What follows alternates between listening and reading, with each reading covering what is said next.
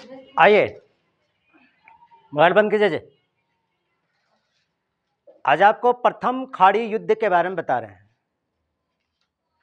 और प्रथम खाड़ी युद्ध को ही वीडियो गेम युद्ध भी कहा जाता है। समझ रहे बात को? लेकिन इसका जवाब बताने के पहले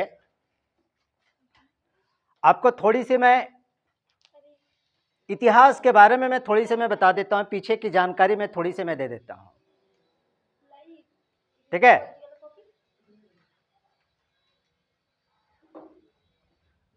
1990 के पहले तक पूरी दुनिया में दो ध्रुवीय शक्ति थी कि नहीं? एक सोवियत संघ था और दूसरा अमेरिका था। लेकिन सोवियत संघ का बिखराव जैसे हो जाता है, पूरी दुनिया में एकमात्र महाशक्ति बच जाती है। तो कौन बचती है? अमेरिका। तो अमेरिका जब विश्व शक्ति के रूप में एकमात्र, जब एक ध्रुवीय शक्ति के रूप में जब अमेरिका जब बच गया, तो अमेरिका को पूरी दुनिया को लोहा मनवाना था। आखिर पूरी दुनिया के लोग हमको मानेगा कैसे कि हम ही एकमात्र विश्व महाशक्ति हैं और कोई दूसरा नहीं है। अर्थात सोवियत संघ के बिखर जाने के बाद अमेरिका के ऊपर एक डायलॉग बड़ा ही सटीक बैठता है, क्यों पड़े हो चक्कर में, कोई नहीं है मेरे से टक्कर में। अर्थात पूरी दुनिया को अपने आप को डाउन साबित करने का उन्होंने कोशिश करना शुरू कर दिया। एक ध्रुवीय शक्ति तो बची थी अमेरिका, लेकिन एक ध्रुवीय शक्ति को कहीं पर साबित करने का उसको तो स्थान तो मिलना चाहिए कि नहीं मिलना चाहिए? वो स्थान की तलाश में था और उसको एक प्रॉपर स्थान मिलता है सन 1991 ईस्वी में प्रथम खाड़ी युद्ध के रूप में मिलता है। उसको अपनी शक्ति को साबित करने की, पूरी दुनिया को लोहा मनवाने की, एक ही मात्र मैं महाशक्ति हूं, पूरी दुनिया के लोग मुझे मान जाओ कि मैं ही एकमात्र महाशक्ति हूं और कोई दूसरा दुनिया में मेरे सामने और कोई दूसरी महाशक्ति नहीं है। इस चीज को उन्होंने प्रथम खाड़ी युद्ध में अमेरिका ने साबित करके दिखा दिया। कैसे कैसे उन्होंने साबित किया, इस चीज को मैं आपको आज बताने के लिए जा रहा हूं। प्रथम खाड़ी युद्ध कब हुआ था? सन 1991 ईस्वी में। प्रथम खाड़ी युद्ध को ही वीडियो गेम युद्ध भी कहा जाता है। आखिर इसको वीडियो गेम युद्ध भी क्यों कहा जाता है, तो इसको हम बताने के लिए जा रहे हैं। देखिए समझिए, समय है सन 1991 ईस्वी। प्रथम खाड़ी युद्ध के दौरान इराक और कुवैत के बीच में प्रथम खाड़ी युद्ध की शुरुआत होती है। समझ रहे हैं? इराक का राष्ट्रपति उस वक्त सद्दाम हुसैन था। कौन था? सद्दाम हुसैन था। सद्दाम हुसैन जो था वह तानाशाही प्रवृत्ति का व्यक्ति था। अर्थात इराक में उस वक्त तानाशाही शासन को चला रहा था। कौन? सद्दाम हुसैन। अब इराक जो था वह तानाशाही प्रवृत्ति का देश था, अर्थात वहां का राष्ट्रपति ये सद्दाम हुसैन जो था। तो सद्दाम हुसैन ने क्या किया कि कुवैत पर आक्रमण कर दिया। कुवैत जो है सो किसका है? इराक का पड़ोसी देश है। और इराक का तानाशाही शासक कौन था? सद्दाम हुसैन था। तो तानाशाही रवैये के कारण इराक ने, अर्थात सद्दाम हुसैन ने कुवैत के ऊपर आक्रमण कर दिया। जब वो कुवैत पर जब आक्रमण कर दिया, क्योंकि कुवैत जो था सो इराक का क्या था? पड़ोसी देश था। समझ रहे हैं इस बात को? अब यहां पर क्या होता है सो सुनिए। अमेरिका ने अपनी सैन्य शक्ति साबित करने का, क्योंकि उधर सोवियत संघ बिखर चुका है, एकमात्र महाशक्ति है अमेरिका। अब उसको तलाश था कि अपनी शक्ति को साबित करने के, अपनी सैन्य शक्ति को साबित करने का उसको एक मौका मिल गया। अमेरिका ने क्या कर दिया? इराक के ऊपर हमला कर दिया और इराक को एकदम खूब लतियाया, खूब कुचा एकदम।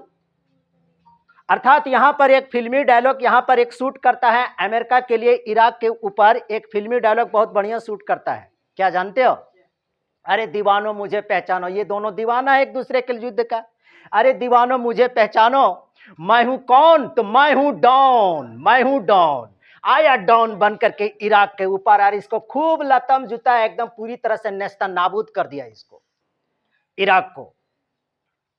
सद्दाम हुसैन को ढूंढ करके निकाला उसको, और उसको फांसी पर एकदम लटका दिया सद्दाम हुसैन को। और इस प्रकार से इराक को पूरी तरह से अमेरिका ने नेस्ता नाबूद कर दिया। अर्थात अमेरिका ने किसका मदद किया? कुवैत का मदद किया।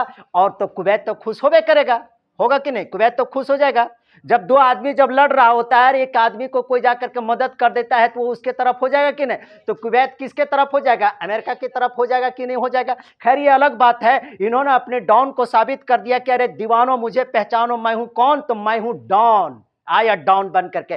किस प्रकार से इन्होंने तबाही मचाया इराक में से, आइए मैं पॉइंट बाज एक एक करके मैं आप लोगों को आज मैं बताता हूं किस प्रकार से। दुनिया में यह पहला युद्ध था, प्रथम खाड़ी युद्ध। दुनिया में यह पहला युद्ध था जिसमें अमेरिका ने स्मार्ट बम का प्रयोग किया था, स्मार्ट बम।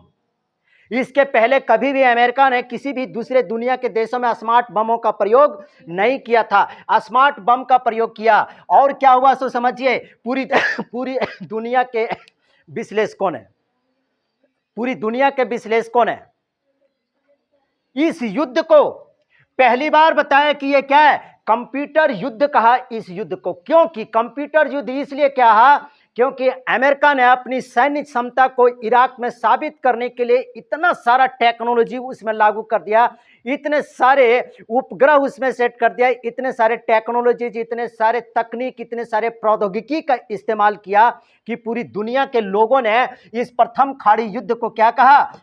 कंप्यूटर युद्ध कहा।